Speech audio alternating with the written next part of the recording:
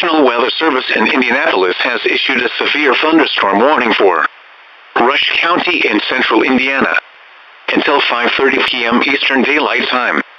At 4:53 p.m. Eastern Daylight Time, a severe thunderstorm was located near Rushville, or 13 miles east of Shelbyville, moving east at 40 miles per hour.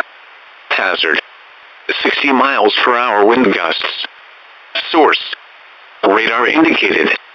Impact: expect damage to roofs, siding, and trees. This severe thunderstorm will be near Rushville around 5 p.m. Eastern Daylight Time. New Salem around 5:05 p.m. Eastern Daylight Time. Other locations in the path of the severe thunderstorm include Glenwood. For your protection, move to an interior room on the lowest floor of a building. Torrential rainfall is occurring with this storm, and may lead to flash flooding. Do not drive your vehicle through flooded roadways.